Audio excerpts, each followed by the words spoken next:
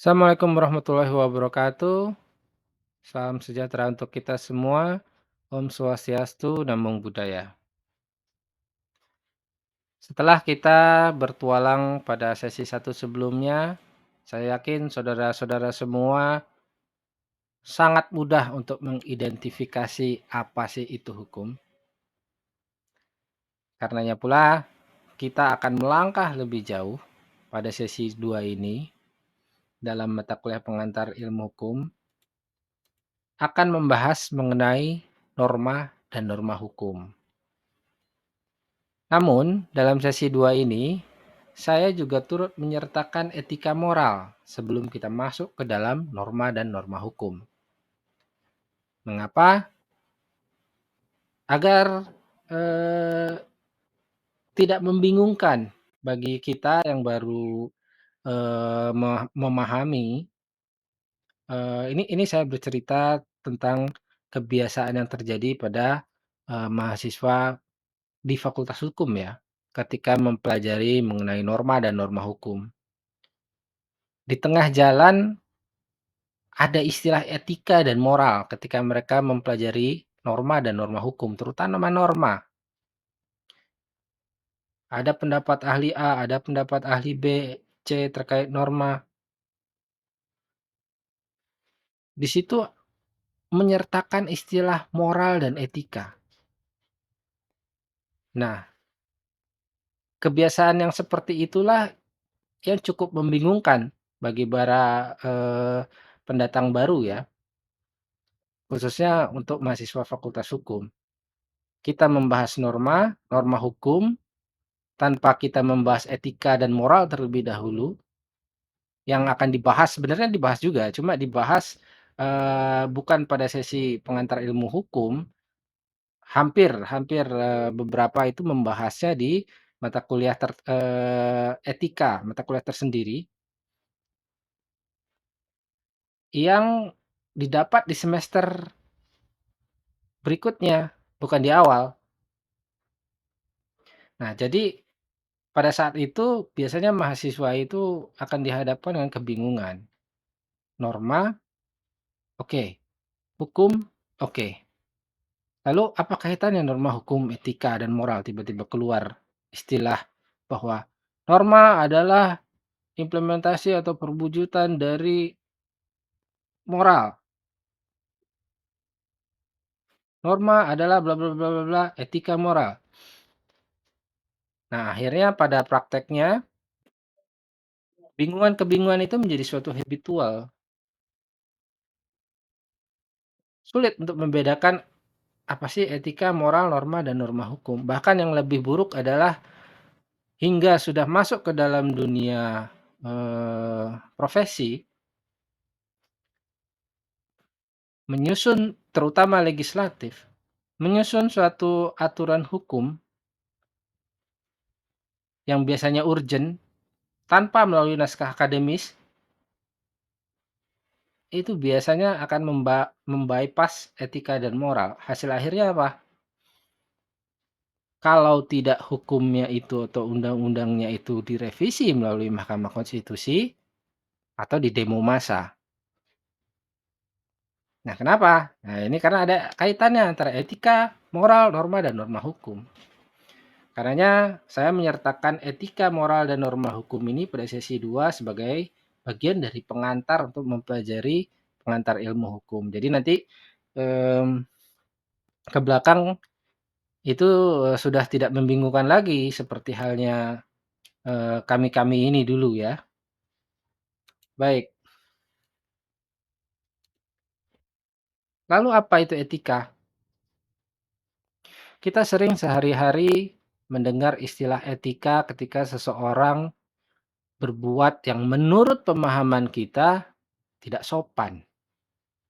Contohnya seperti bersendawa ketika makan yang terdengar begitu kerasnya, atau membuang gas di hadapan publik, itu kita dianggap nggak punya etika.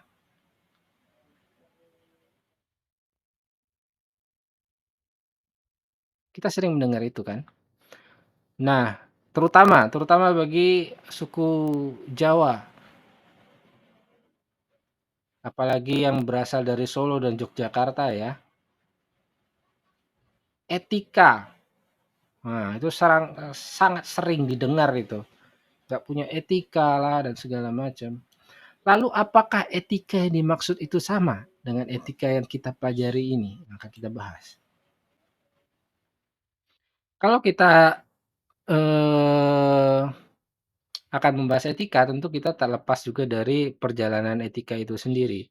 Jadi etika itu sendiri sebenarnya bahasa serapan. Etika itu sendiri telah melalui perjalanan timeline yang luar biasa lama. Kalau kita hanya berpatokan pada apa yang dikemukakan Aristoteles dalam pemikirannya tentang hukum alam, ya setidaknya etika itu karena Aristoteles mengemukakan juga apa yang dimaksud dengan etika, setidaknya itu sudah 2.300 tahun yang lalu. Apalagi kalau mengikuti teori-teori Aristoteles yang lebih dalam, bahwa etika itu bagian dari hukum alam, karenanya melekat dengan hukum alam, karena hukum alam itu adalah dari Sang Pencipta dan itu kodrati, maka etika juga sudah ada sebelum kita lahir.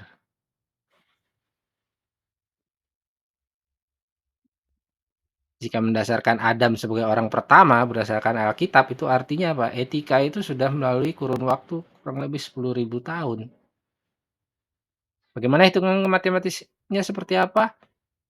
Mungkin Anda bisa membaca referensi lebih jauh terkait antropologi, Al-Quran, kitab, dan segala macam, gabungkan jadi satu, Anda hitung. Tapi di sini kita tidak akan membahas itu. Kita akan membahas mengenai etika. Tadi saya sudah sempat menyinggung sedikit mengenai etika yang dikemukakan oleh Aristoteles. Aristoteles pada dasarnya tidak mengatakan etika adalah ini, tidak tegas mengatakan seperti itu.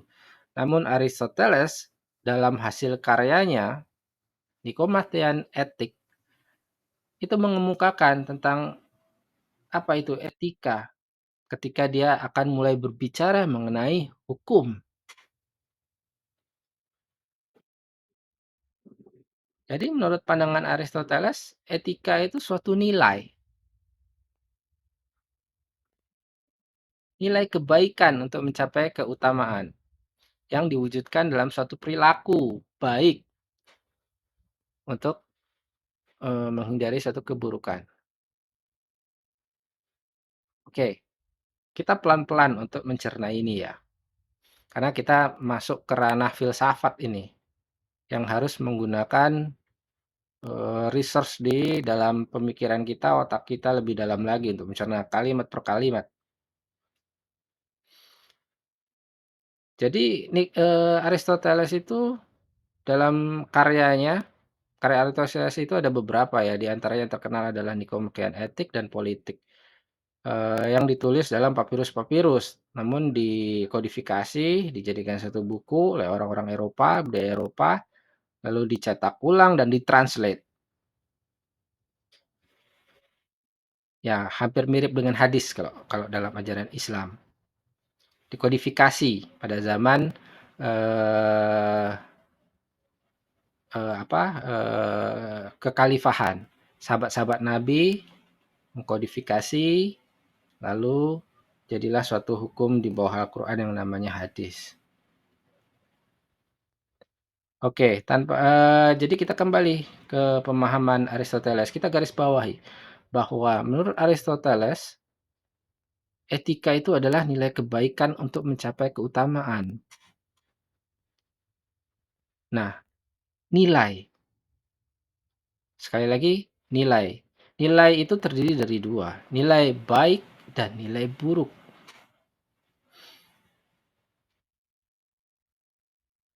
Nilai baik dan nilai buruk, karena Aristoteles adalah penganut hukum alam, itu pada dasarnya nilai baik dan nilai buruk itu kodrati. Sudah ada dari Sang Pencipta sejak awal. Jadi ketika kita lahir, pada dasarnya di dalam diri kita itu sudah tertanam nilai baik, nilai buruk.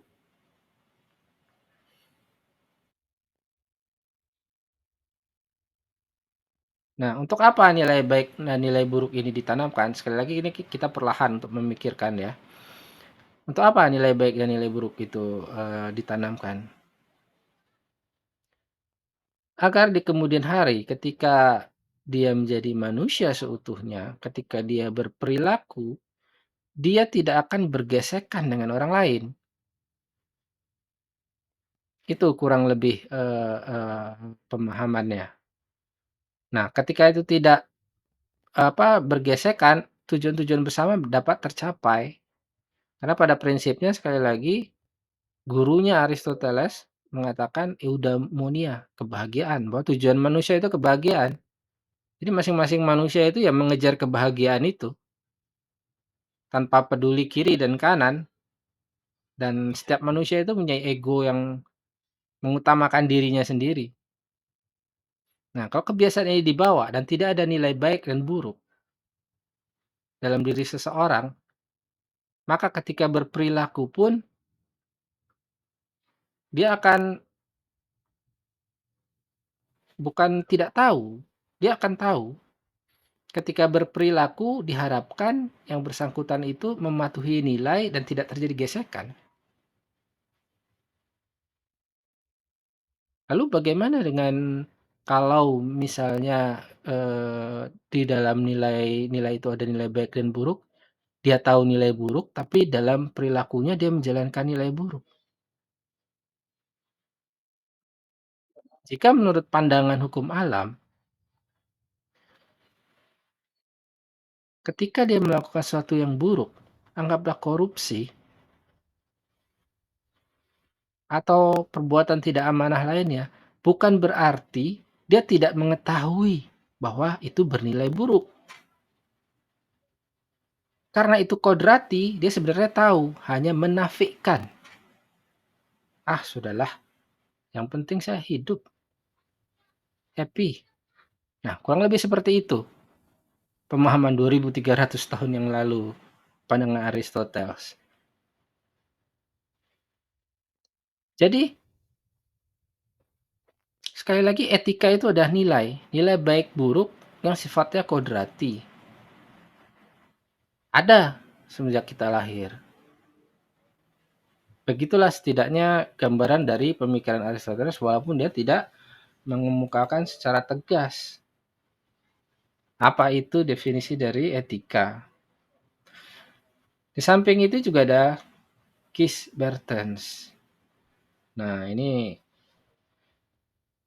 juga mengatakan bahwa etika adalah nilai-nilai. Sekali lagi, etika adalah seperangkat nilai-nilai dan norma-norma moral. Nah, ini cukup membingungkan ini kalimat ya. Pertama mengatakan nilai-nilai, yang kedua mengatakan norma-norma moral yang dijadikan satu dalam suatu etika.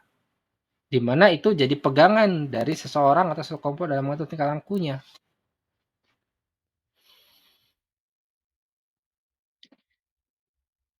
Yang perlu digarisbawahi di sini adalah nilai-nilai. Kinbertens mengakui bahwa etika itu adalah nilai. Namun Kinbertens pula menggabungkan antara nilai dan norma-norma moral.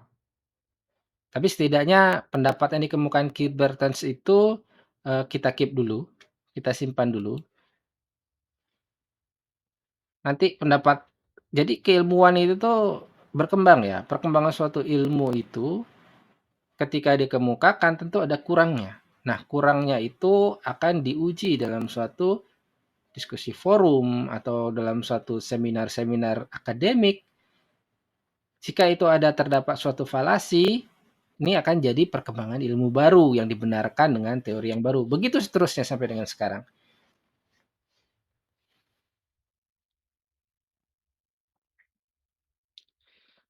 Begitu juga dengan pendapat Solomon. Ini filsuf-filsuf modern ya. Etika adalah bagian filsafat, bagian dari filsafat, ilmu filsafat yang meliputi hidup baik, jadi orang baik, berbuat baik. Nah, apa yang disampaikan oleh Robert C. Solomon ini sebenarnya juga mengemukakan apa yang dimaksud dengan nilai. Karena baik buruk itu nilai, value.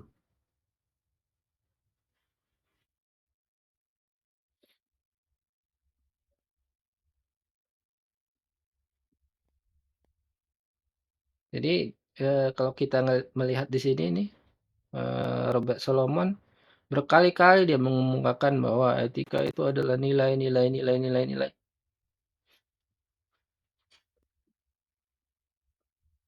Nilai apa? Nilai baik dan buruk. Baik, kita lanjut lagi. Filsuf kita yang saat ini masih eksis yang luar biasa yaitu Profesor Franz Magnus Suseno.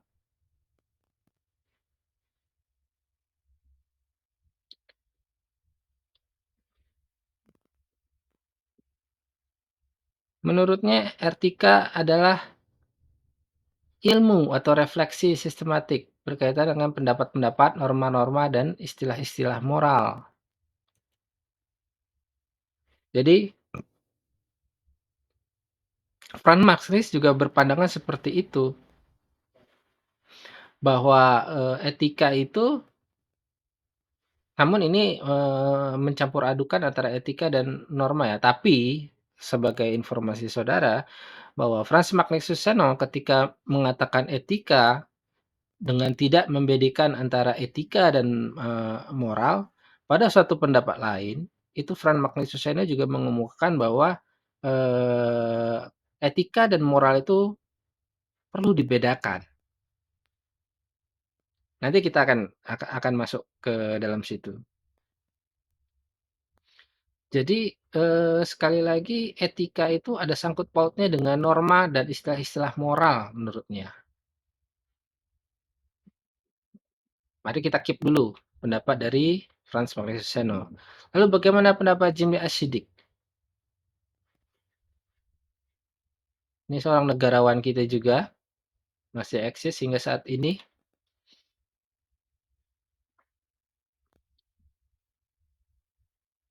Menurut Jimmy Ashidik, etika itu cabang filsafat yang bicara tentang benar, baik dalam suatu hidup manusia.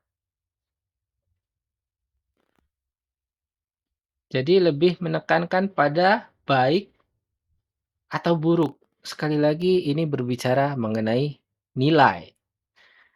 Baik, buruk, baik, buruk. Jadi ada berapa itu? Aristoteles, nilai baik, buruk. Ini agak berbeda. Robert C. Solomon, nilai baik, buruk. Nilai-nilai.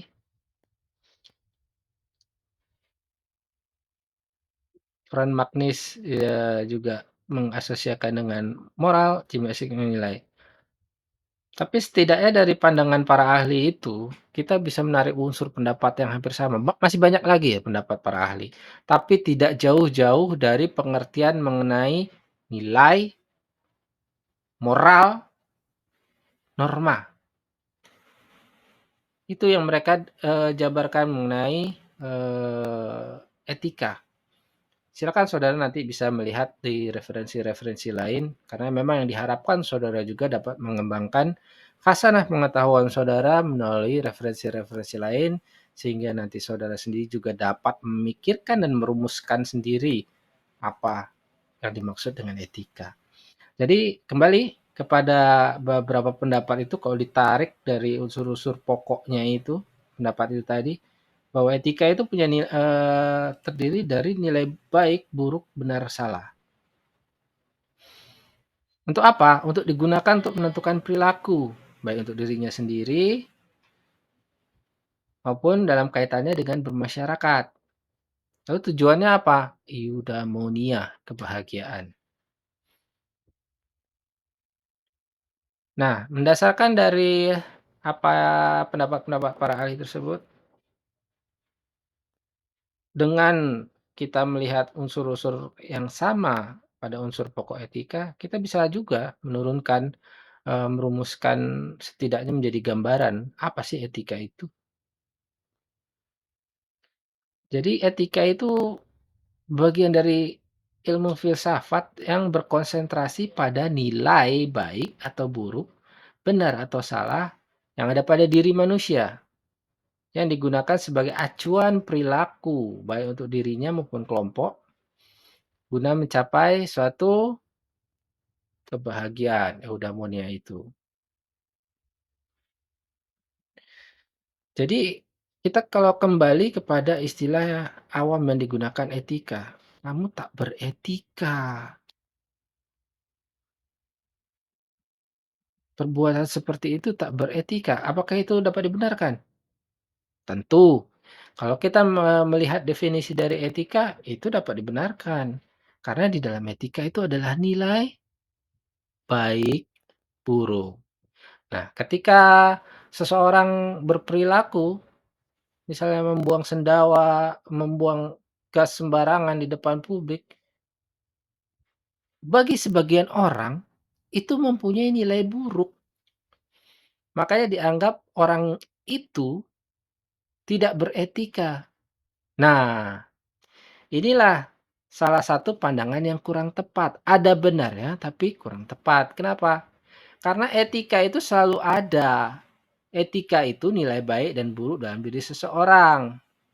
Jadi kalau dikatakan bahwa orang itu tak beretika, sebenarnya kurang tepat. Karena etika itu mempunyai dua nilai, baik dan buruk. Buruk pun itu etika, yaitu etika buruk. Benar, baik itu etika, yaitu etika baik. Buruk adalah etika juga, etika buruk. Tapi mudahnya orang mengatakan bahwa itu tak beretika. Tapi kalau kita mau jujur-jujur, dengan apa yang kita ketahui sekarang, ketika ada yang seperti itu, mungkin tidak kita akan mengatakan bahwa, "Hei, Anda beretika buruk."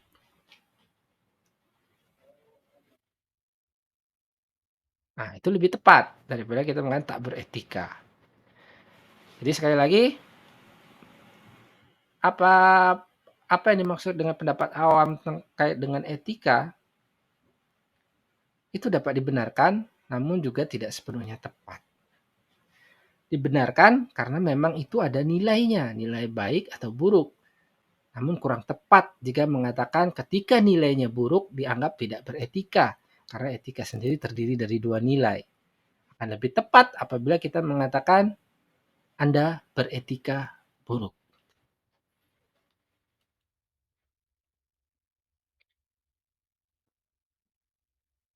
Nah, kembali kita ke prinsip dari etika menurut pandangan natural law ya.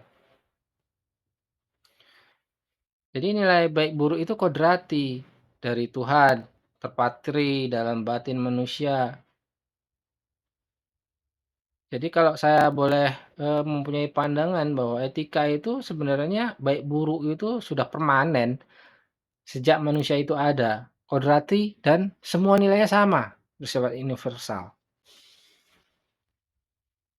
Jadi ketika saya mempunyai nilai baik, yang ada dalam diri saya adalah baik, sekali lagi nilai, nilai itu sifatnya batiniah. Beginilah kita, ilustrasi yang memudahkan kita mengidentifikasi itu adalah etika. Jadi ketika kita pada saat kita masih kecil, kita masih, usia antara 0 sampai 2 tahun, kalau saudara perhatikan, anggaplah sang bayi ini sedang bermain. Nah, ketika dia bermain, misalnya tidak sengaja menyenggol, gelas lalu pecah, lalu yang bersangkutan nangis. Atau misalnya ketika orang tuanya, padahal dia belum tahu bahasa orang tuanya itu apa. Dia belum memahami sepenuhnya bahasa. Tapi ketika orang tuanya mengatakan, "Jangan itu gini-gini," dan mulai, ya kita anggap itu memarahi ya, memarahi, dia nangis.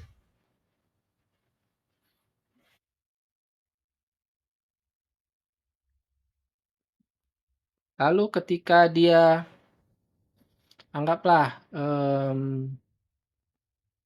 membuat suatu kesalahan, ini mungkin udah agak sedikit berusia antara 2 hingga 3 tahun lah ya, membuat suatu kesalahan-kesalahan, dilarang, dia sudah memahami bentuk bahasa yang sederhana, dilarang tapi dia lakukan,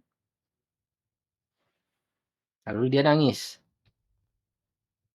Ketika ketahuan, sebelum dimarahi, biasanya seperti itu. Nah, apa yang membuat mereka seperti itu? Itulah nilai baik buruk yang sudah tertanam, terpatri pada saat manusia itu terbentuk di mana? Baik dalam sanubari maupun pemikiran. Nilai baik buruk itu sama halnya kalau dalam dunia kedokteran, seorang bayi baru lahir tanpa diperintah sudah tahu bagaimana harus menghisap, melakukan suction, menghisap air susu dan mencari air susu dari sang ibu. Coba saudara perhatikan, ketika dia ditempelkan ke dada sang ibu, bayi itu biasanya sudah tahu bagaimana bagaimana cara mengeluarkan air susunya, bagaimana meminumnya, bagaimana supaya tidak tersedak ketika meminumnya, bagaimana irama menghisap air susu dibatasi dengan menghisap udara, mengatur irama itu, lalu riyah batiniah, lahiriah. Terjadi begitu saja. Karena apa? Karena itu memang sudah terpatri, sudah ada. Tidak beda jauh dengan Bani Indonesia ketika memperhatikan bayi kucing yang baru lahir pun, itu akan seperti itu. Tanpa mata, belum sempurna pendengarannya, insting yang berjalan, tapi dia sudah tahu bagaimana meminum air susu dengan cara menghisap. Nah, pemikiran sederhana ini sebenarnya apa yang dipikirkan oleh Aristoteles 2300 tahun yang lalu, bahwa itu adalah kodrati, kodrati, kodrati. Part of the natural law menurutnya, bagian dari hukum alam. Nah, ilustrasinya seperti itu ketika etika itu, yaitu nilai baik buruk yang tertanam dalam diri kita. Jadi otomatis ketika kita melakukan suatu perbuatan yang salah, kita akan merasa bersalah. Walaupun kita tahu itu salah tapi kita lakukan, itu sesuatu yang berbeda ya. Kita punya nilai di dalam, batiniah kita, kodrati kita bahwa begini itu benar, begini itu salah. Ilustrasinya misalnya, korupsi itu salah nilainya, buruk bukan salah, baik buruk. Korupsi itu, nilainya buruk dengan rangkaian turunannya yang terjadi akan menjadi sesuatu yang buruk.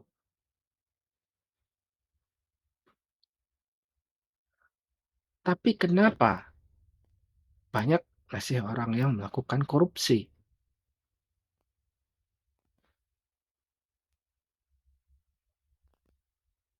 Itu suatu hal yang berbeda, bukan berarti dia melakukan korupsi dia tidak tahu nilai itu buruk, tidak demikian. Beberapa penelitian, terutama di Cina sana, yang sudah jagonya bagaimana mengatasi korupsi, dan kalau di Cina kan kita sama-sama tahu bahwa korupsi itu tidak ada ampun.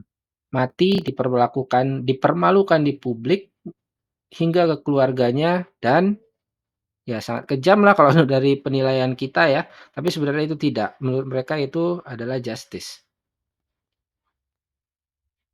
Hingga dimiskinkan. Karena menurut mereka korupsi itu mempunyai dampak efek yang luar biasa sekali bagi masyarakat banyak. Sekali lagi Cina adalah komunis. Komunal, community, lebih mengutamakan kepentingan kelompok daripada individual-individual. Jadi sesuatu yang menyebabkan kerusakan, kehancuran individual di Cina itu sesuatu yang dianggap destruktif. Karenanya hukumannya pun luar biasa. Korupsi, narkoba, Nah, bukan berarti orang itu tidak tahu kalau yang dilakukannya itu adalah, eee, salah. Tahu, tapi menafikan.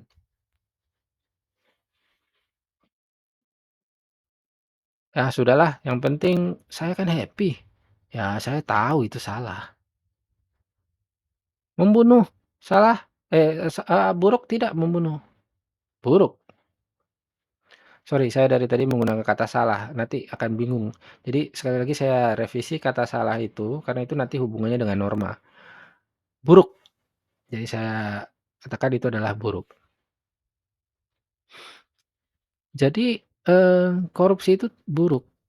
Saya tahu buruk, tapi saya lakukan karena saya ingin suatu eudaimonia singkat. Saya nafikan itu.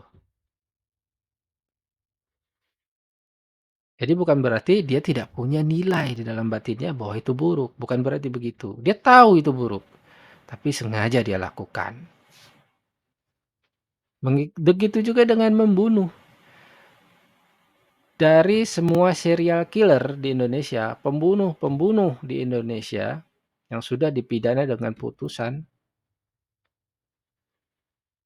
kecuali ODG ya, orang dengan gangguan jiwa, ODGJ, kecuali itu. Bahkan mungkin ODGJ juga mengatakan beberapa tapi tidak seluruhnya. Apa yang dilakukannya itu adalah buruk. Mereka sadar, mereka tahu. Jadi sebenarnya mereka punya nilai. Mereka tahu nilai. Ketika dia lakukan, walaupun buruk, itu hal yang lain. Itu artinya menafikkan. Banyaklah contohnya di zaman kita sekarang ini. Apa yang dimaksud menafikkan itu ya. Nah, itu adalah nilai permanen, kodrati. Begitu juga sebaliknya. Ketika itu bernilai baik. Oh ini baik. Misalnya zakat, bersedekah, berbagi. Suatu nilai yang baik. Ya saya lakukan karena itu baik.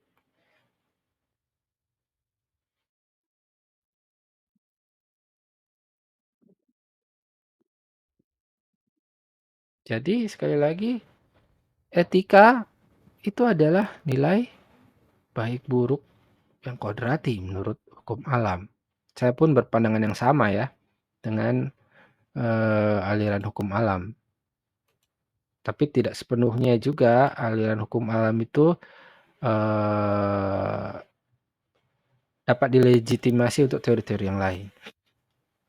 Baik, itu tadi kita sudah berbicara mengenai etika. Garis besarnya etika itu adalah nilai baik, buruk, terpati, permanen, dan kodrati. Lalu bagaimana dengan moral? Nah, ini bahasa awam juga sering kita ketemu nih sehari-hari ini.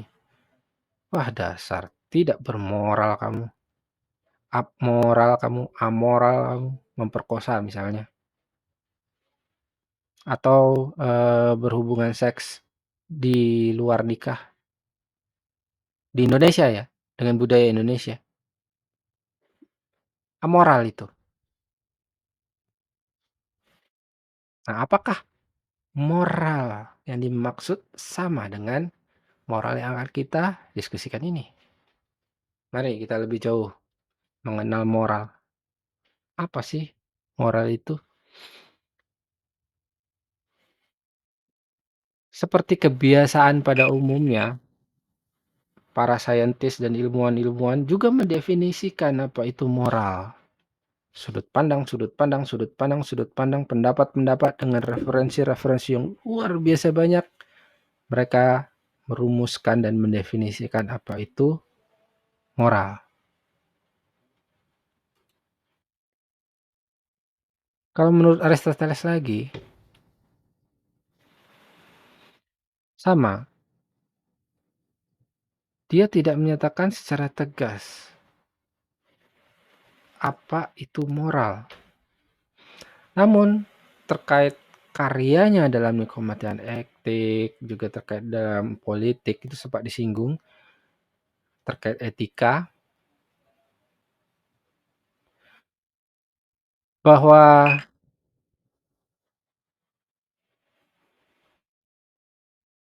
perilaku hidup secara baik itulah yang merupakan aktualisasi fungsi moral secara khas insani. Pelan-pelan kita pahami, perilaku hidup secara baik itulah yang merupakan aktualisasi fungsi moral secara khas insani. Jadi maksudnya adalah kalau kita bahasa sederhananya ini, moral itu adalah transformasi dari nilai baik.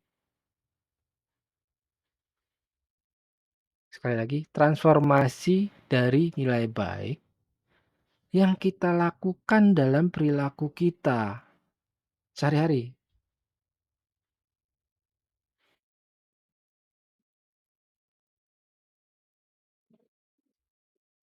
Jadi, etika adalah nilai baik buruk, moral adalah transformasi dari nilai baik atau buruk yang dilakukan dilakukan oleh seseorang ketika dia berperilaku dalam kehidupan sehari-hari. Itulah moral.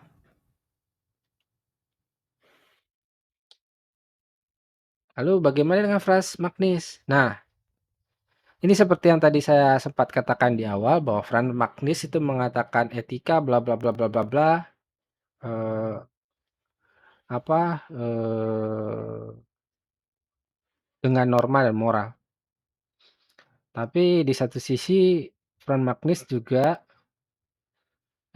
menyatakan bahwa etika itu harus dibedakan dengan ajaran moral. Ada pembeda antara etika dan moral. Nanti kita akan lebih jauh lagi, mengkritisi ini ya. Tapi setidaknya ini dipahami dululah, karena kalau kita loncat-loncat, akan semakin kusut nanti bagaimana kita akan berpikir. Jadi, Franz Marxes mengatakan bahwa etika itu berbeda dengan moral. Sekali lagi, menurut Franz Marxes, moral itu dipandang sebagai ajaran, wejangan, khotbah, patokan-patokan, entah lisan atau tertulis tentang bagaimana ia harus bertindak, tentang bagaimana harus hidup dan bertindak agar dia menjadi manusia yang baik. Apa yang disampaikan Franz Magnus Suseno ini sebenarnya juga tidak beda jauh dengan apa yang dimaksud dengan Aristoteles.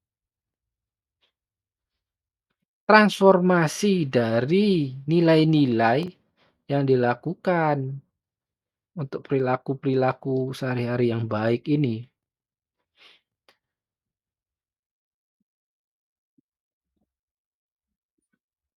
Makanya dia mengatakan bahwa moral dipandang sebagai ajaran-ajaran, wejangan, khotbah-khotbah, patokan-patokan, lisan tertulis tentang bagaimana ia harus bertindak, tentang bagaimana harus hidup dan bertindak agar menjadi manusia yang baik, manusia yang bijak, yang utama.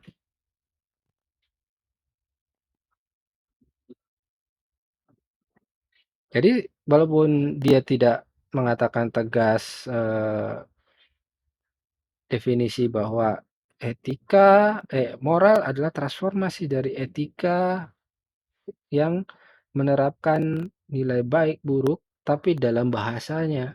Jadi kita tahu bahwa moral itu terkait perilakunya, perilaku yang baik, perilaku yang bagaimana seharusnya. Patokan-patokan. Tentu yang dimaksud di sini adalah ajaran-ajaran, jangan khotbah-khotbah, patokan-patokan yang baik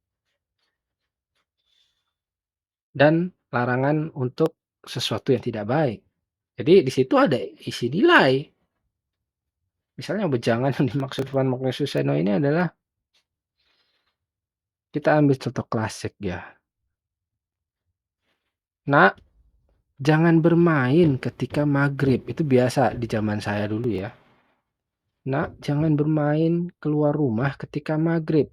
Entah alasannya itu reasonable atau tidak, tapi itulah yang, wejangan-wejangan yang disampaikan kepada kita sebagai anak dari orang tua.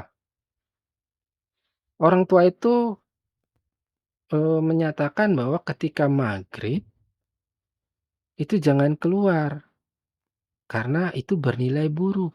Jadilah suatu wejangan itu. Nah, itulah kurang lebih apa yang dimaksud dengan Van Magnesius Seno.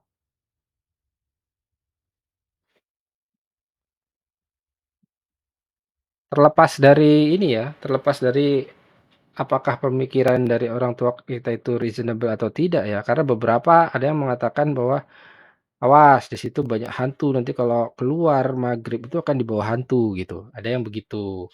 Nah, itu kenapa itu menjadi nilai buruk gitu ya. Tapi ada juga yang mengatakan bahwa, "Itu saatnya kita beribadah, masuklah Nak," begitu, ada yang begitu juga. Jadi, terlepas dari itu semua sebenarnya bahwa hampir sama dengan Aristoteles bahwa itu transformasi dari nilai baik buruk dalam suatu perilaku, di mana kalau sudut pandang Frank Magniussono itu menjadi wejangan-wejangan. Demikian juga dengan pendapat dari Bernard Gerd dan Joshua Gerd.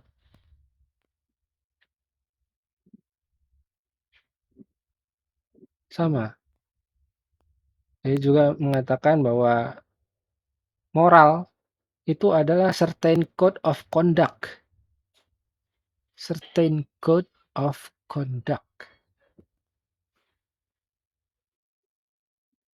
cara berperilaku tertentu di dalam suatu masyarakat, by a society or a group.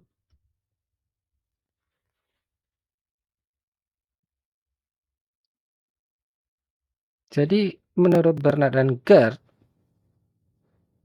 morality itu ada 2 sudut pandang. Yang pertama adalah codes, ini kalau kita translate kan sebenarnya bukan, aturan ya, tapi lebih mengarah kepada, eee, bagaimana perilaku yang layak, certain code of conduct, bagaimana, perilaku yang layak di dalam suatu society or a group,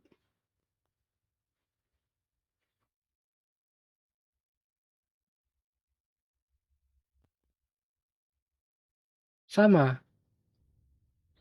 Jadi kalau kita lihat sebenarnya antara Magnis, Aristoteles, dan Bernard itu sama-sama mengatakan bahwa, eee, ini tuh ada transformasi dari nilai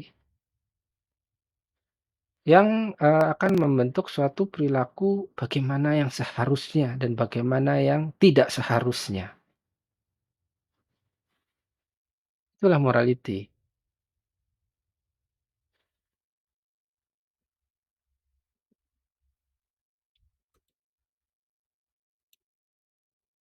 Jadi kalau kita masih banyak pendapat lain lagi ya, tapi setidaknya silahkan nanti,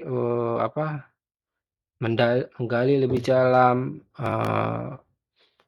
berselancar lebih jauh lagi mengenai apa itu morality dari sekian sudut pandang dan pendapat para ahli, terutama mereka-mereka yang, mmm, ahli di bidang humaniora ya, baik itu sosiologi, antropologi, hukum, psikologi, eee, juga terutama filsafat. Nah, dari sekian banyak pendapat-pendapat itu sebenarnya dapat kita tarik satu persamaan yang bisa dijadikan unsur pokok untuk kita merumuskan sesuatu definisi. Seperti yang sudah kita lakukan sebelumnya dalam mendefinisikan hukum, dalam kita mendefinisikan, etika, itu seperti itu. Jadi kalau kita tarik satu kesimpulan bahwa Moral itu suatu perwujudan perilaku. Moral adalah perwujudan perilaku benar atau perilaku yang seharusnya dari hasil nilai baik yang dilakukan secara terus-menerus oleh seorang dalam kurun waktu yang lama, kebiasaan jadi habit, dengan sendirinya akan membentuk standar perilaku benar. Oh, bahasanya harus pelan-pelan sekali dicerna. Jadi begini maksud sederhananya. Jadi ketika kita sudah mempunyai nilai baik dan buruk di dalam batiniah kita, kodrati kita, dan kita menerapkan dalam perilaku sehari-hari, misalnya kita tidak mabuk, kita tidak berjudi karena punya nilai buruk, kita tidak membunuh orang, kita bersedekah, eee, kita hormat pada orang tua, dan segala macam nilai-nilai baik itu kita lakukan dalam perilaku kita sehari-hari. Itulah apa yang dinamakan dengan moral baik kita,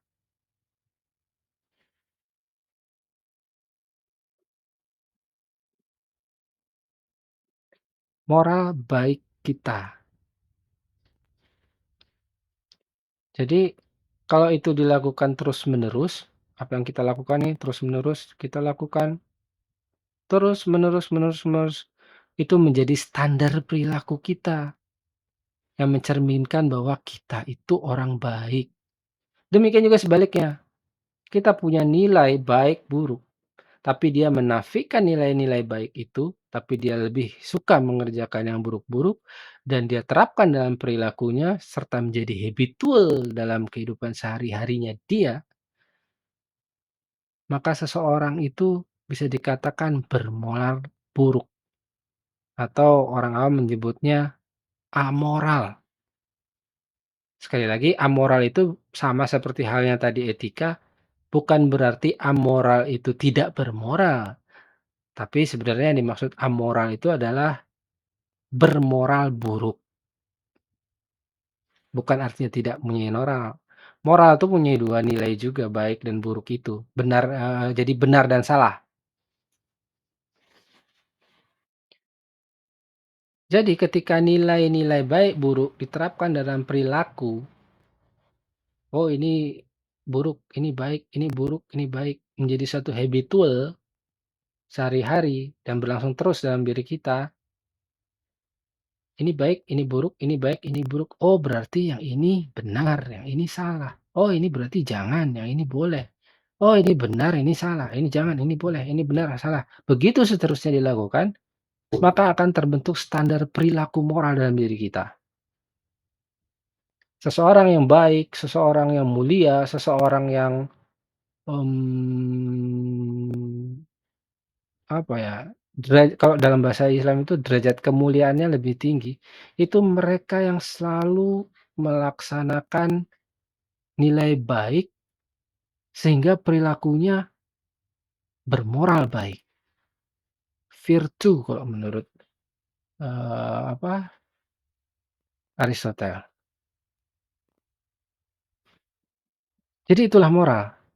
Moral berbeda dengan etika. Etika nilai baik buruk, moral adalah transformasi nilai baik buruk dalam suatu perilaku habitual terus-menerus dan membentuk standar perilaku benar, salah. Ketika membunuh itu adalah buruk, standar perilakunya mengatakan, standar perilakunya menjadi bahwa membunuh itu adalah perbuatan yang salah. Demikian seterusnya. Moral itu hanya pada individual, diri seseorang. Ketika dia akan berinteraksi dengan orang lain, dia akan membawa morality itu dengan orang lain, maka dia akan dipandang sebagai orang yang mulia ketika dia melaksanakan moral yang baik. Tapi ketika dia melaksanakan moral yang buruk, dia dianggap sebagai orang yang amoral. Nah, saya kira bisa untuk dipahami ya mengenai definisi etika, moral, hubungan etika, moral. Saya mencoba untuk membahasakan dengan yang sangat sederhana.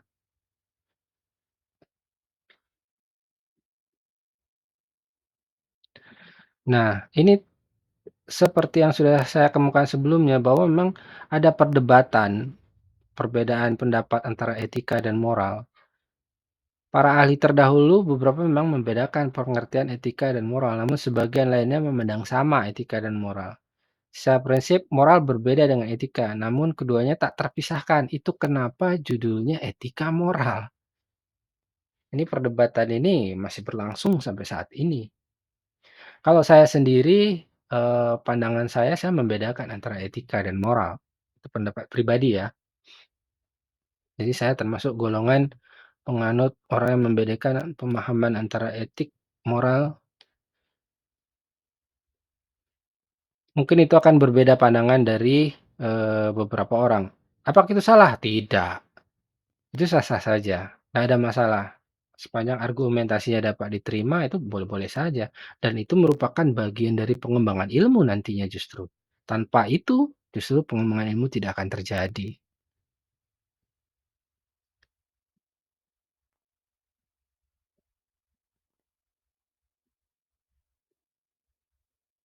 Oke, jadi tadi sempat, kita berbicara mengenai moral, kita sudah clear mengenai moral, jadi kurang lebih, singkatnya objek moral itu sebenarnya perilaku, perilaku manusia, benar atau salah, yang merupakan perwujudan dari nilai buruk, baik. Nah, moral ini, itu nantinya akan bertransformasi lagi menjadi norma. Bagaimana itu terjadi? Baik, kita akan masuk ke dalam sesi norma. Apa itu norma? Apakah norma itu sama dengan norma hukum atau berbeda? Secara singkat, saya bisa katakan bahwa keduanya mempunyai pengertian yang berbeda. Norma dan norma hukum itu tidak sama. Kenapa? Kita, ambil pandangan dulu dari Kansil, Profesor Kansil. Norma itu suatu aturan yang hidup dalam masyarakat yang berisi perintah, larangan dijadikan pedoman perilaku pergaulan antara sesama masyarakat sehingga dapat memenuhi kebutuhannya dengan tentram, aman, dan damai. Jadi norma itu aturan hidup dalam masyarakat yang berisi perintah dan larangan yang dijadikan pedoman perilaku. Nah, sepertinya, apa yang disampaikan Profesor Kansil ini sangat banyak diadopsi oleh, eee saudara-saudara ketika ingin mendefinisikan apa itu hukum.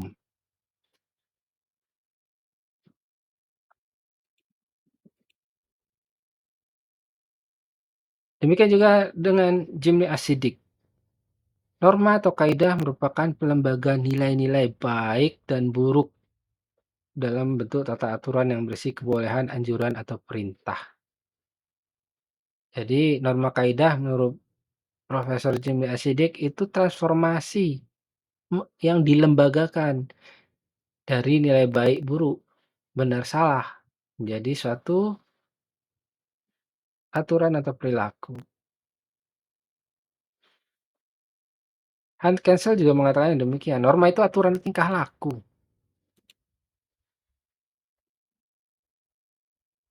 Karenanya dari beberapa pendapat ahli, kita bisa tarik persamaan unsur pokoknya, yaitu norma adalah merupakan aturan, berisi larangan perintah, mengatur perilaku, sanksi sosial dilembagakan. Sekali lagi ini dilembagakan loh ya, berbeda dengan disahkan atau diotorisasi. Dilembagakan itu, tidak melulu harus oleh, pemerintah atau penguasa. Bisa dilembagakan oleh komunitas masyarakat itu sendiri sebagai suatu konsensus misalnya, bisa dilembagakan oleh komunitas masyarakat itu sebagai suatu, adat misalnya. Jadi tidak harus dilembagakan itu tidak berarti harus penguasa, pemerintah dan segala tidak.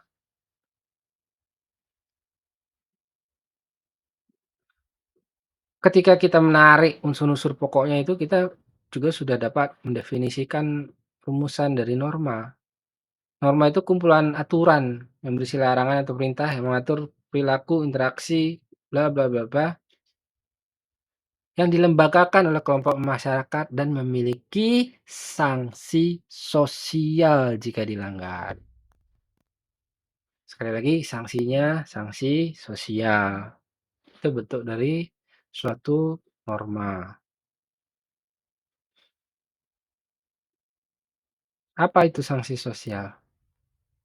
Ilustrasi sederhananya begini,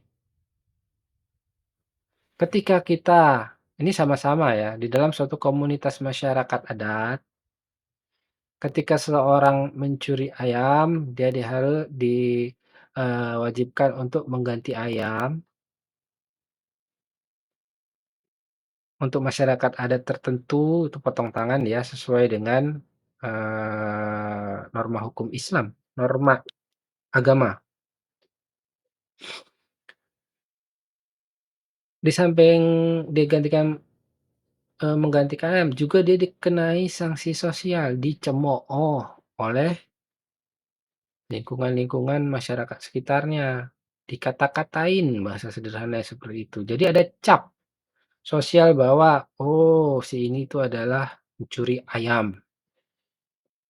Oh, si ini adalah orang pedofil. Oh, si ini adalah orang pemerkosa."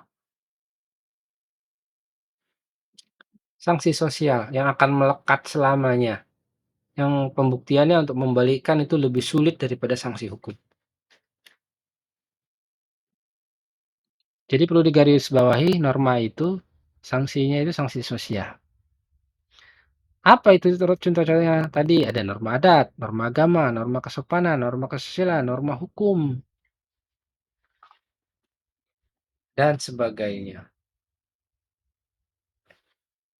Norma adat, jadi kumpulan aturan berisi larangan atau perintah yang mengatur perilaku interaksi individu-individu dalam kelompok masyarakat adat tertentu, dilembagakan oleh pemuka adat.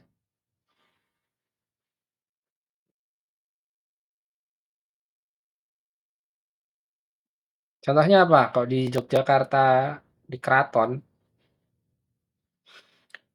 itu selalu ada upacara malam satu suro, selalu ada upacara itu. Nah, bagaimana kalau upacara itu tidak dilakukan?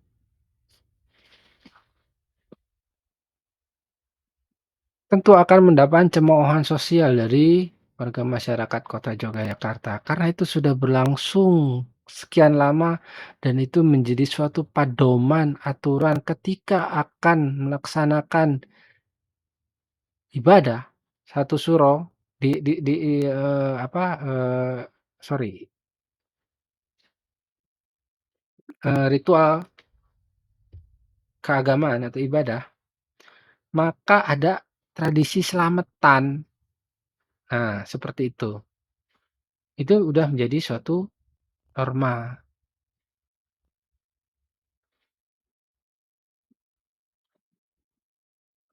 kurang lebih seperti itu. Baik, mungkin contoh tadi, kurang tepat, mungkin saya ada agak salah dalam memberikan ilustrasi, tapi ada beberapa contoh lainnya. Misalnya,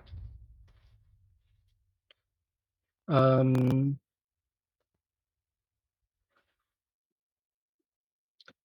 dalam tradisi perkawinan, khususnya adat Jawa atau adat Sunda, wajib yang namanya khusus di Jawa itu ngunduh mantu. Ada upacara yang dilakukan dengan tahapan-tahapan tertentu sebelum upacara pernikahan itu dilangsungkan. Apa yang dilakukan tidak tentu itu mengeluarkan biaya yang tidak sedikit. Banyak biaya yang harus dilakukan untuk upacara adat. Mungkin tidak hanya di suku Jawa dan Sunda saja, suku lain pun demikian. Upacara adat sebelum pernikahan itu sepertinya sama di mana-mana. Ada yang bentuknya A, bentuknya B, tapi poin intinya adalah dilakukan upacara adat sebelum upacara pernikahan.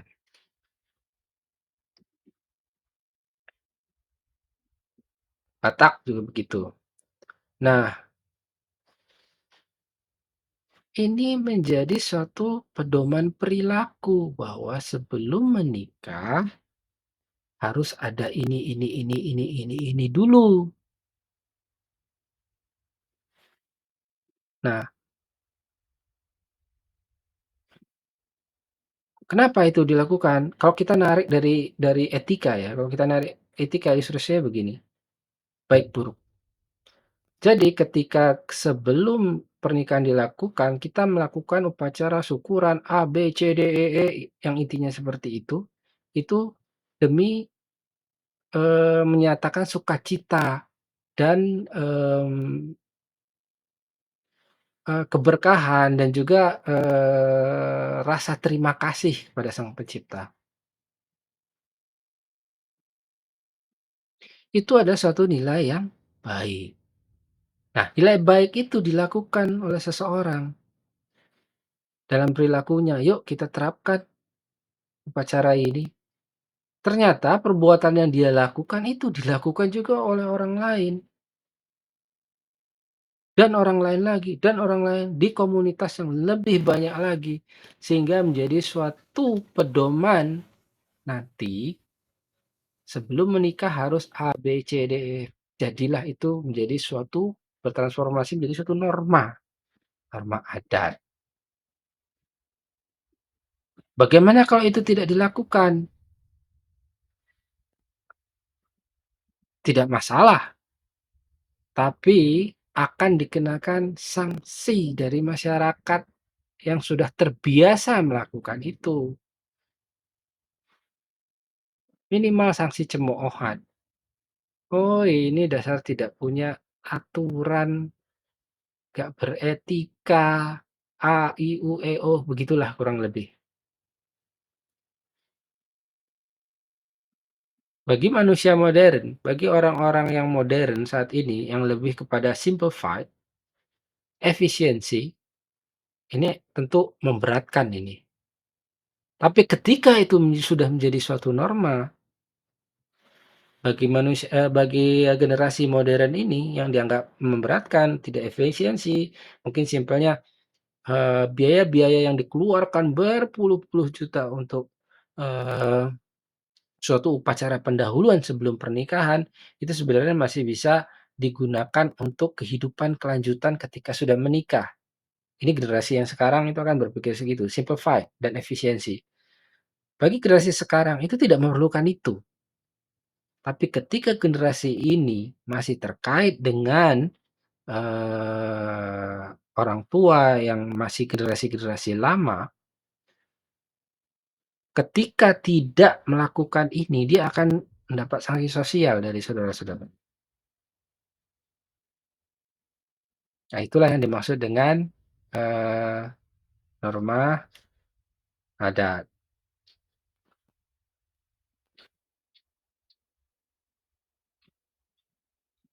Bagaimana dengan norma agama? Jadi norma agama itu juga sama, kalau kita menurut pandangan Aristoteles itu, bahwa the God create the rules, begitulah kurang lebih ya dari natural law.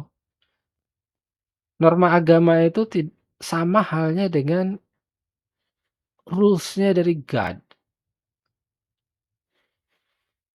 Kita di sini tidak, melihat ya, tidak melihat, agama apa, tapi norma agama, agama secara global yang keseluruhan. Dalam setiap agama itu selalu ada yang lebih tinggi, beyond the human, dalam setiap agama itu. Siapa beyond the human? God. Kalau berdasarkan, eee, beberapa agama, eee, dalam Al-Quran dan Alkitab, God itu the creator, the one and only creator gitulah kurang lebih. Tapi intinya beberapa, dari sisi agama itu selalu ada yang above human, lebih dari manusia, yang mempunyai kekuasaan lebih dari manusia yang dinamakan God and Creator, agama apapun. Nah, bagaimana norma agama? Sama, norma agama itu adalah suatu aturan perilaku dari nilai baik buruk yang ada dalam agama yang diajarkan oleh agama itu, yang wajib dilakukan, diterapkan dalam perilaku sehari-hari dan menjadi satu aturan pedoman perilaku ketika berinteraksi antara sesama. Bagaimana kalau dilanggar? Ada sanksi. Sanksinya apa? Dosa, itu sanksinya. Beberapa yang menerapkan norma agama sebagai norma hukum, sekali lagi, norma agama yang dikukuhkan sebagai norma hukum, sanksinya bisa ada satu sanksi pemidanaan. Tapi itu kita berbicara lain hal ya.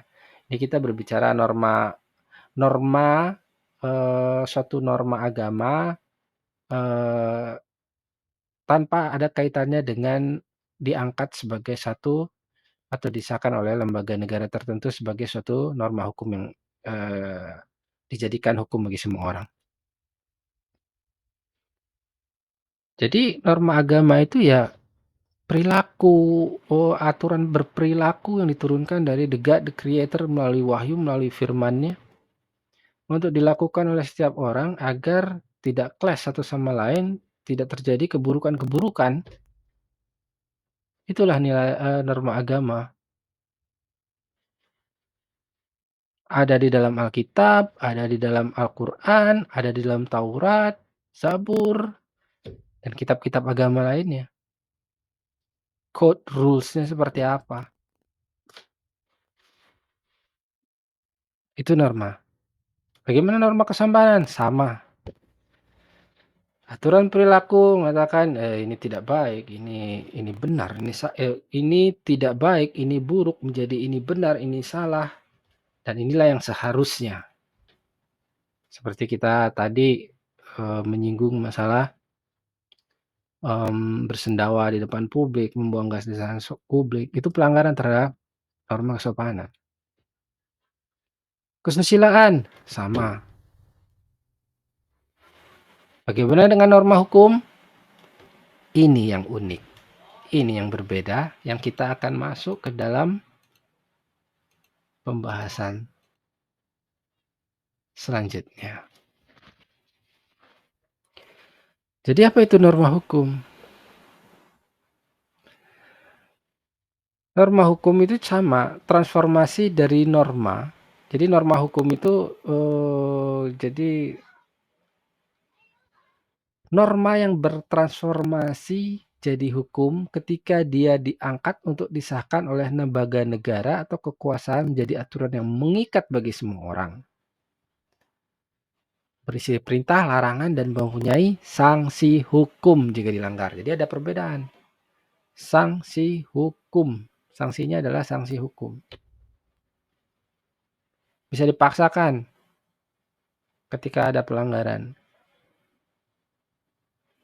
Jadi norma hukum itu apa? Jadi norma hukum itu adalah norma yang disahkan oleh lembaga otoritas penguasa negara yang ditunjuk oleh rakyat menjadi suatu aturan yang mengikat, dapat dipaksakan, mempunyai sanksi, berisi larangan, perintah, dan mempunyai sanksi.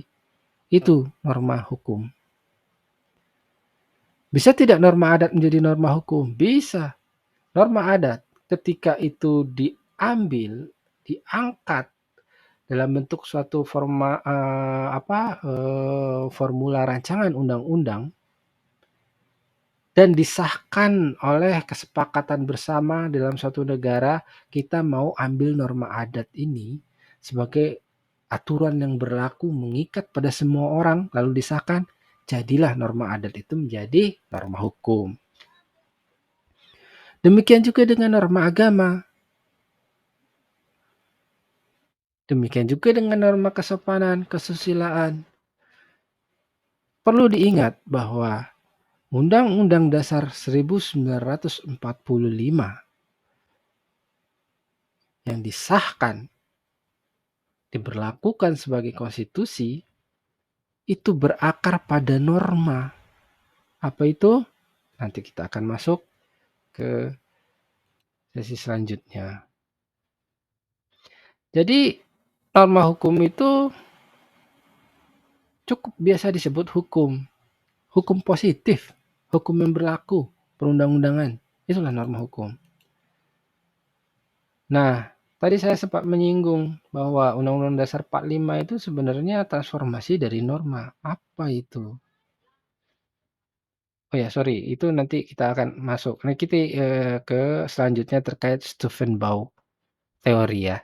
Nah, ini kita masuk hubungan etika, moral, norma, dan norma hukum. Saya belum masuk ke sini dulu. Jadi, antara etika, moral, norma, dan norma hukum itu saling terikat, terkait satu sama lain. Tak terpisahkan. Ini seperti yang saya sudah awal sampaikan, etika itu pondasi, nilai baik, buruk, dan yang bisa kodrati. Ini bertransformasi menjadi pilar moral yang berisi nilai baik, nilai benar, salah, dan bertransformasi kembali menjadi norma yang diikuti banyak orang sebagai aturan atau pedoman perilaku dan bertransformasi dan kembali menjadi satu hukum. Karenanya dapat kita tarik suatu pernyataan atau pemahaman ketika hukum itu tidak sejalan dengan hukum di atas ini, tidak sejalan dengan ini dan ini, maka itu adalah hukum yang hancur dan gagal. Karena apa? Tujuan hukum tidak mungkin terwujud. Misal ya, etika membunuh itu bernilai buruk. Oke. Membunuh itu bernilai buruk. Ketika itu menjadi moral, maka membunuh itu menjadi suatu perilaku moral salah atau yang biasa disebut amoral. Dan itu menjadi ketika itu menjadi suatu aturan perilaku, maka norma jangan membunuh. Membunuh itu luar biasa, salah itu. Nah, ketika itu menjadi suatu hukum pidana tentang pembunuhan dilarang karena ini sinkron, maka ini tujuan hukum jadi terwujud. Ketertiban, rakyat menjadi merasa aman. Oke, berarti kita dilindungi hukum. Membunuh itu tidak boleh, orang akhirnya tidak membunuh. Meskipun kenyataannya masih sebagian orang menafikan ya, membunuh itu. Tapi bukan hukumnya yang hancur ketika itu, tapi masalah di penegakan hukum. Apabila itu dipandang tidak adil, itu adalah lain hal. Nah, itu contoh dari hukum yang terwujud ketika itu sinkron. Bagaimana jika tidak sinkron? Misal,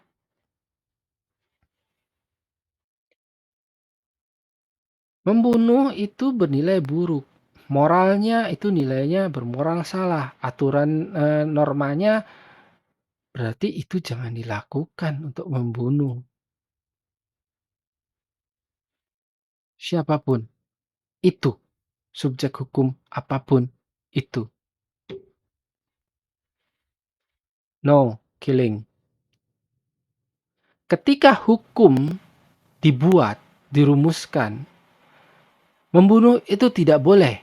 Oke, clear. Itu selaras, sejalan, tidak ada masalah. Tapi ketika hukum itu ketika membunuh itu dibolehkan untuk anak di bawah umur atau menjadi pengecualian untuk di bawah umur untuk tidak dipidana, ada pelanggaran nggak sesuai dengan nilai ini. Kok ada pengecualian untuk anak? Misalnya, anak apa? Anak yang bagaimana? Usia berapa? Nah, itu kan harus tegas. Ketika itu disamaratakan setiap anak, anak itu sendiri masih ada 0 sampai 16 tahun.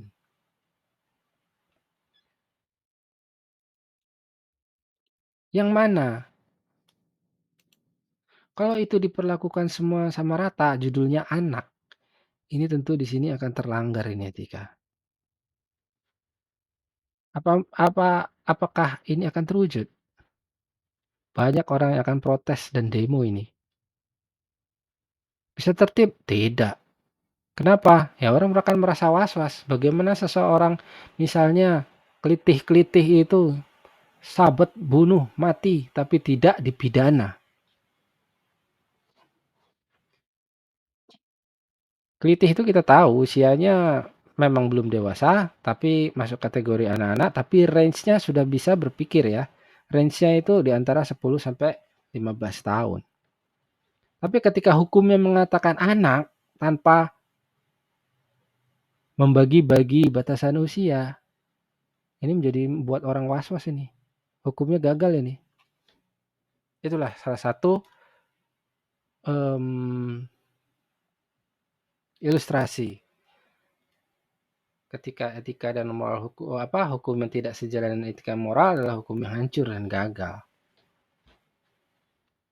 Itu ilustrasi. Itu baru satu contoh. Masih banyak contoh yang lain.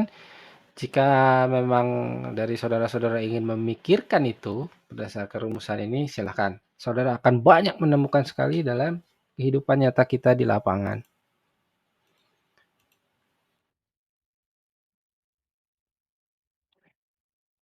Ini terkait norma hukum. Ya, kita sudah bahas itu ya, norma hukum. Bla bla bla bla bla. Gitulah. Ada sanksi hukumnya. Sanksi hukum itu apa? Nah, ini dia. Sanksi hukum itu bisa berupa denda, administrasi maupun pemidanaan. Jadi norma hukum itu ya hukum, aturan, berita perang, larangan, perintah yang diangkat sebagai suatu aturan berlaku ke semua orang oleh suatu otoritas yang kita tunjuk dan kita sahkan dan memiliki sanksi hukum dan bisa dipaksakan itu ya. Misalnya kita melanggar lampu lalu lintas, itu sudah menjadi hukum. Undang-undang lalu lintas dan jalan raya. Ketika kita melanggar, ada sanksi? Ada apa? Denda, administrasi. Ketika itu dilakukan berulang-ulang sampai dicabut izin mengemudinya. Demikian juga masalah pemidanaan, mencuri, membunuh, menyabotase, menghina, bla bla bla, banyak sekali. Itulah kurang lebih pemahamannya. Nah, dalam norma hukum juga terdapat rules atau dogmatis bahwa hukum yang lebih rendah levelnya tidak boleh bertentangan dengan hukum yang lebih tinggi levelnya. Nah, tadi kita sudah berbicara, mengenai norma hukum. Tentu saudara juga sudah, sangat mafhum untuk mengidentifikasi apa itu norma hukum. Di dalam norma hukum sendiri aja ada rules. Itu yang kita sebut dengan, eee, Stufenbau teori yang dikemukakan oleh Hans Kelsen yang merujuk pada Adolf Merkl yang disempurnakan oleh Hans Nawiaski. Jadi prinsipnya adalah dalam suatu norma hukum itu, norma hukum, kumpulan aturan-aturan yang tadi itu, kumpulan aturan-aturan itu tidak boleh bertentangan dengan aturan yang lebih tinggi levelnya. Hukum yang lebih rendah levelnya tidak boleh bertentangan dengan hukum yang lebih tinggi levelnya. Apa itu? Oke, Hans Nawiansky yang menyempurnakan Hans Kelsen dan Adolf Merkl ini dalam Steuven teori itu membuat suatu piramida ya, bahwa yang paling tinggi itu yang paling utama. Jadi, nah, yang utama yang paling tinggi adalah stat fundamental norm atau norma dasar. Lalu di bawahnya ada Staatsgrundgesetz, hukum dasar atau undang-undang dasar. Di bawahnya lagi ada Formalgesetz, undang-undang, Verordnung atau peraturan pelaksana. Untuk di Indonesia seperti ini. Ops, jadi untuk stat fundamental norm, norma dasar itu adalah Pancasila, kumpulan norma hasil konsensus 45 BPU PKI. Kenapa itu tadi saya sempat nyinggung pada saat kita membahas norma mengenai contoh norma yang diangkat sebagai norma hukum, merujuk pada Pancasila kan. Nah, Pancasila itu kumpulan norma yang dirumuskan oleh panitia-panitia perumus itu tahun 45. Silakan saudara nanti membaca historical ya, jika ingin mengetahui lebih jauh. Yang jadi 5 sila itu bahwa kita itu bertuhan, bla bla bla bla sampai 5 sila. Manusia yang adil dan beradab, persatuan Indonesia, kerakyatan, itu mempunyai butir-butir rules di bawahnya. Ketuhanan yang Maha Esa itu apa-apa, kemanusiaan yang berat, dan segala macam. Itu diambil dari norma perilaku masyarakat Indonesia pada saat itu yang sudah menjadi habitual diangkat, dimasukkan dalam suatu rumusan Pancasila sebagai norma dasar. Nah, selanjutnya norma-norma itu, staf fundamental norm itu, Pancasila itu dijadikan hukum dasar, disahkan oleh lembaga legislatif pada saat itu. Jadi suatu TAP MPR dan Undang-Undang Dasar 1945 sebagai Staatsgrundgesetz atau hukum dasar atau undang-undang dasar yang disebut dengan konstitusi.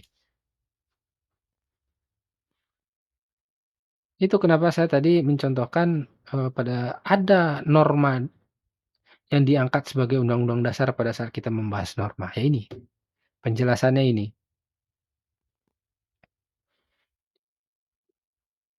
Selanjutnya di bawah undang-undang dasar itu ada yang disebut Formalgesetz atau undang-undang.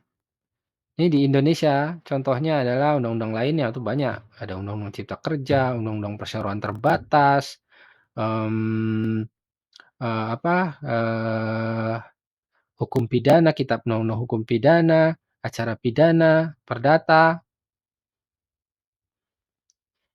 Meskipun itu produk Belanda, diabsorpsi dengan ketentuan-ketentuan tapi tetap merujuk pada Undang-Undang Dasar 1945. Nah, bagaimana peraturan di bawahnya? Setelah undang-undang itu peraturan pelaksana.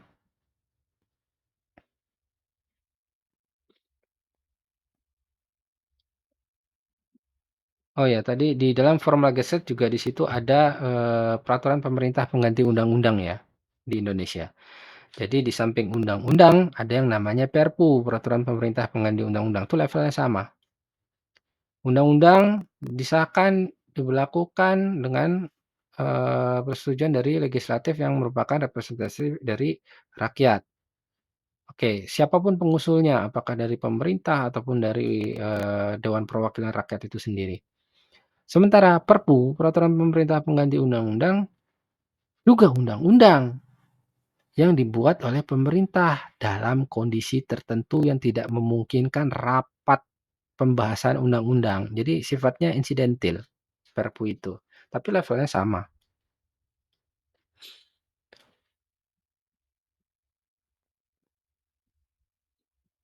Jadi sekali lagi itu peraturan pemerintah pengganti undang-undang, ada belakangnya ya, peraturan pemerintah pengganti undang-undang, peraturan pemerintah pengganti undang-undang, Perpu.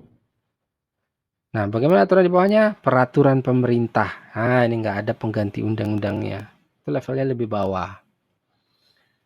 Jadi peraturan pemerintah ini tuh menjalankan apa yang diamanatkan, apa yang diinginkan oleh undang-undang.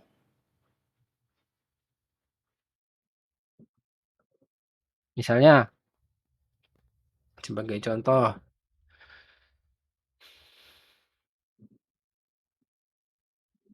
di dalam Undang-Undang Cipta Kerja, ya mungkin supaya ini sebagai informasi supaya Anda juga, memahami bahwa Undang-Undang Cipta Kerja itu tidak hanya berbicara masalah ketenagakerjaan. Jadi Undang-Undang Cipta Kerja itu kenapa disebut Omnibus Law, karena itu kumpulan undang-undang yang direvisi. Jadi banyak sekali di dalam Undang-Undang Cipta Kerja itu yang direvisi undang-undang yang lama. Contohnya apa? Undang-Undang Perseroan Terbatas ada di dalam Undang-Undang Cipta Kerja. Undang-Undang Lingkungan ada di dalam Undang-Undang Cipta Kerja. Lalu, mengenai perizinan otonomi daerah ada di dalam Undang-Undang Cipta Kerja. Jadi Undang-Undang Cipta Kerja itu tidak melulu isinya seperti yang orang awam ketahui, isinya adalah ketenagakerjaan, tidak itu. Nah, di dalam Undang-Undang Cipta Kerja khususnya klaster, apa, Undang-Undang Perseroan Terbatas, kalau dulu pengurusan pendirian perseroan terbatas itu dilakukan secara manual, table to table. Datang ke notaris, buat akta, bla bla bla bla, nama PT ini, direkturnya ini, saham sekian sekian sekian sekian sekian. Bisa datang sendiri kita ke Kementerian Hukum dan HAM untuk registrasi aktanya itu, untuk meminta pengesahan sebagai badan hukum, atau paket jasa kepada notaris untuk sekalian diuruskan ke Kemenhum. Nanti di sana zaman dulu, saya cerita zaman dulu ya, table to table, registrasi, pencatatan dan segala macam segala macam. Nah, tapi dengan adanya Undang-Undang Cipta Kerja yang merevisi Undang-Undang Perseroan Terbatas terdahulu, di mana salah satu klausulnya adalah untuk registrasi dilakukan melalui OSS oleh notaris. Bahkan sampai, akta pun notaris itu online untuk register ke sana, jadi tidak perlu lagi ke loket-loket. Jadi simplified di dalam Undang-Undang Cipta Kerja mengenai pendirian perseroan terbatas. Begitu juga perizinannya. Dulu table to table, sekarang setiap otonomi daerah, pemerintah daerah membuat suatu aturan yang melaksanakan amanat digitalisasi. Nah, yang ada di Undang-Undang Cipta Kerja itu. Digitalisasi semua. Supaya apa? Supaya tidak terjadi atau meminimalisir yang dinamakan table to table, dengan kata lain suap yang ujung-ujungnya akan merugikan negara dan kita semua sebagai suatu perbuatan korupsi. Nah, itu maksudnya. Jadi seperti itu.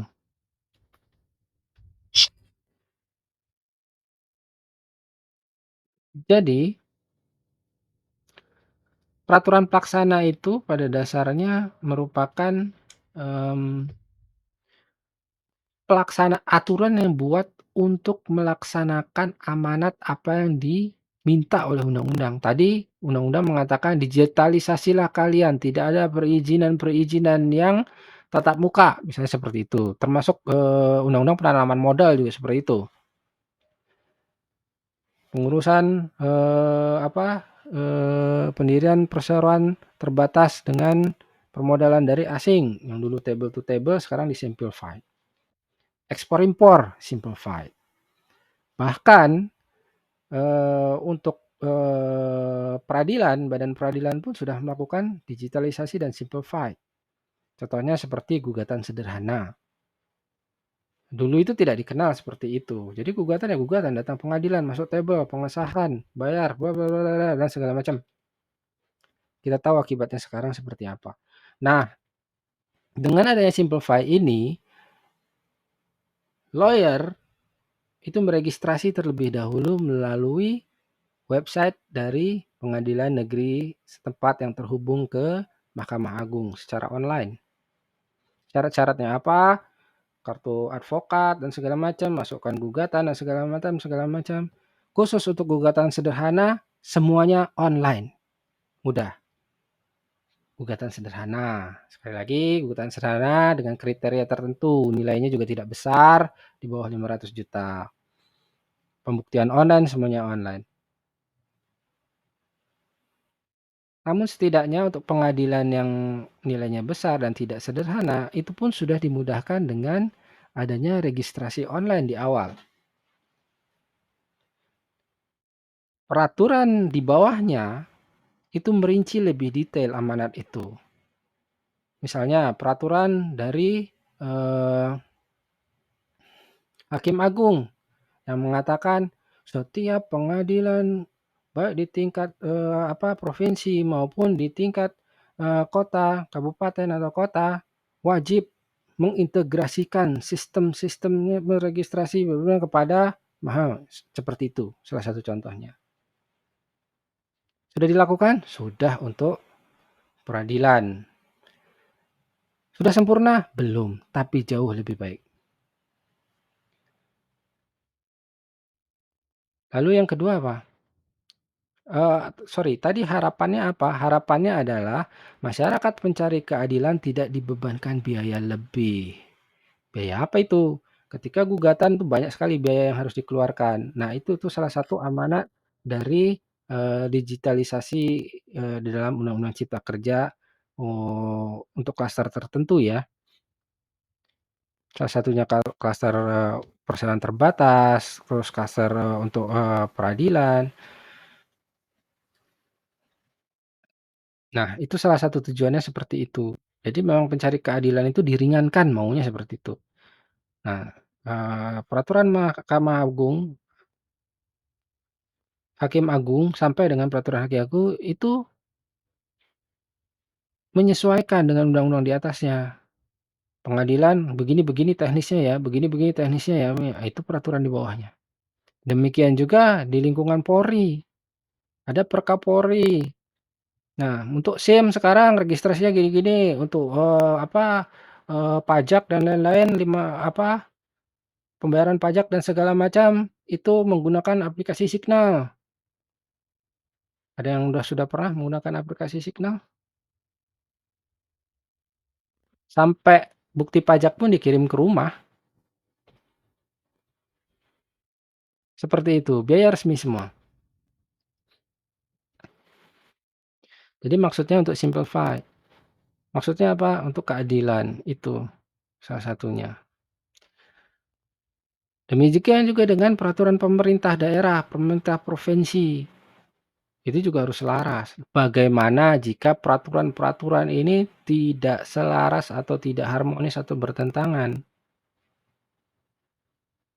Berdasarkan teori ini, peraturan itu bisa digugat. Ketika digugat, hanya ada dua konsekuensinya. Dilanjutkan atau batal demi hukum. Artinya peraturan itu tidak pernah berlaku dan retroaktif berlakunya. Putusannya.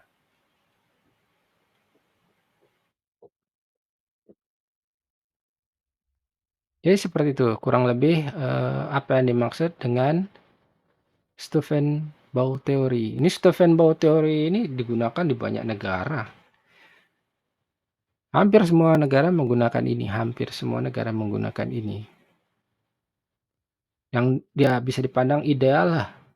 Meskipun masih ada yang mengkritisi ini, tapi wajar namanya keilmuan itu dikritisi adalah sesuatu hal yang wajar. Baik, jadi kesimpulannya apa? Di dalam norma hukum sendiri ada rules-nya. Inilah yang tadi kita sampaikan. Nah, terkait dengan Undang-Undang Cipta Kerja, khususnya klaster ketenagakerjaan yang sering diributkan ini semua termasuk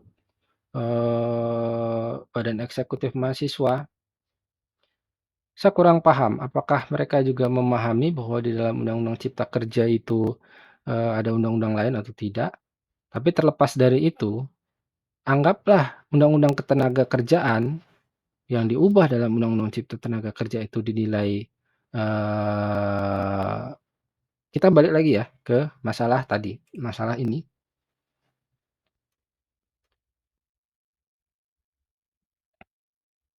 Nah ini,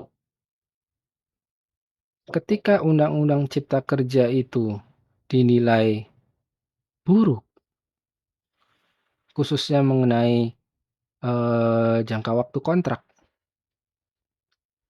Jadi perlu disampaikan, kontrak kerja itu kalau zaman dulu pada Undang-Undang 13 2003 itu, kontrak kerja itu tidak bisa terus-menerus. Maksimal dengan perpanjangan itu 3 tahun. Setelahnya jika masih ada kontrak kerja lagi itu statusnya adalah karyawan tetap. Itu dulu 13 2003. Di dalam suatu perjanjian kerja yang sifatnya kontrak tidak boleh ada yang namanya probation 3 bulan.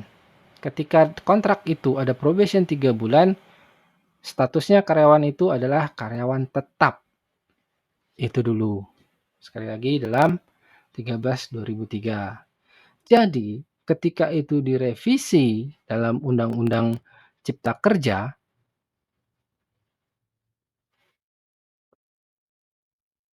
semuanya berubah. Kontrak itu saat ini bisa berlangsung terus-menerus.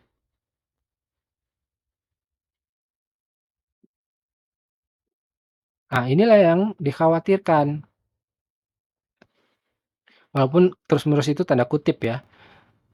Tapi yang jelas, inilah yang dikhawatirkan oleh sejumlah orang, terutama yang kemarin demo, bahwa Undang-Undang Cipta Kerja, klaster ketenagakerjaan itu tidak sesuai ini. Itu buruk, dinilai buruk, menjadi salah. Artinya apa? Hukumnya gagal. Menurut mereka begitu. Sekali lagi menurut mereka begitu. Tapi kita perlu cermati bahwa Undang-Undang Cipta Kerja itu tidak satu, multi. Ketika klaster ketenagakerjaan yang dianggap buruk dan itu gagal, anggaplah demikian, seharusnya yang disampaikan adalah khusus mengenai klaster ketenagakerjaan saja. Bukan berarti Undang-Undang Cipta Kerja seluruhnya. Bayangkan apa yang terjadi ketika itu minta dibatalkan ya. Dengan judul Undang-Undang Cipta Kerja, diprotes, didemo, dan dibatalkan. Ini sudut pandang saya sekali lagi. Tentu sudut pandang saya itu berdasarkan idealisme, tanpa melihat kiri kanan ya. Jadi ketika itu dibatalkan seluruhnya, mungkin kita tidak bisa lagi mengajukan, eee, perizinan secara online. Kita harus datang lagi, tabel lagi. Kita tidak pernah bisa lagi ingin mengajukan yang sering kita lakukan nih sebagai, akademisi yaitu karya tulis kita register sebagai hak cipta kita secara online, tanpa harus datang di Kementerian Hukum dan HAM. Jika semua undang-undang cipta kerja itu di-void-kan. Oh, banyak lagi dalam undang-undang cipta kerja itu. Memang kita harus akui tidak sepenuhnya di dalam undang-undang cipta kerja itu sempurna juga. Ada yang salah ya, yang salah itulah yang kita keluarkan. Tapi bukan berarti keseluruhan dari gelondongan itu yang kita permasalahkan. Bagaimana kalau itu salah semua? Ya, yang jelas kalau kita melihat teori ini yang akan terjadi. Ini akan chaos. Terbukti banyak demo kan? Padahal itu masih satu klaster di ketenagakerjaan.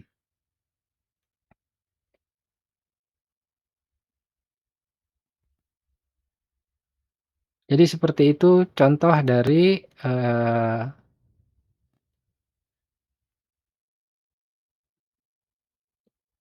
Stephen teori di Indonesia dan juga ilustrasi terkait etika, moral, norma, dan norma hukum.